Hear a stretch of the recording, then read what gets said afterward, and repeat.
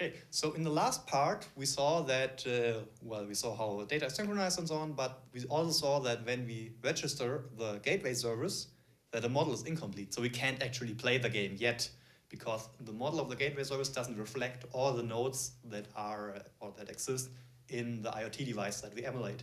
For example, we didn't have any green LEDs, or we didn't have a second player, or a pressed state where we can check the state of the button. So what we need to do now is to complete the models, or the digital twin of the IoT device. And we can do that by looking into the tutorial files and the bin folder. And there we have the models folder here. And in that models folder, basically the folder structure follows the naming of the model. So the gateway is of type adaption/board.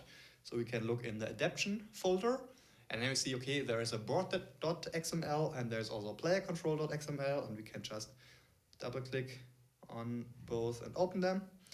And then we already see, okay, there are to-dos for us. So I saw, okay, we have a player 1, and player 1 is of a type adaption/player control.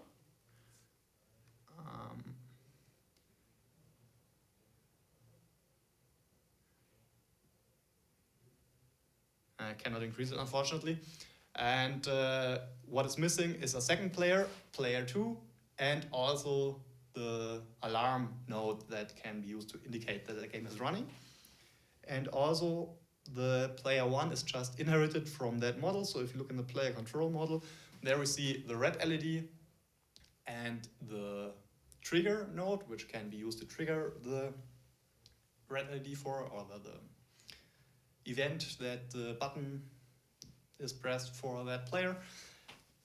And there are also some nodes missing. So what we need to do is here we need to add an LED and we need to add the second player. So I guess the second player should be easy. Let's do it together for the LED. So we can just copy it, for example. We need to make sure that the name of the node is exactly as described in the to-dos here. So we name it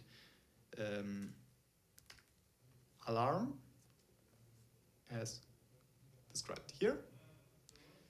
And it is of type actuator/alarm. If we look at that, we see that that is actually of type actuator/lamp, and the lamp is on at the desired subnodes, similar to the LED.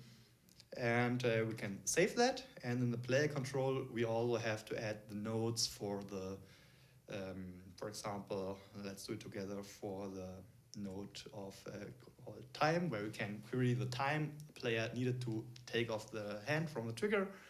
It's also of type basic number, and we just need to change the name to time, and also don't forget to change the later part here to time.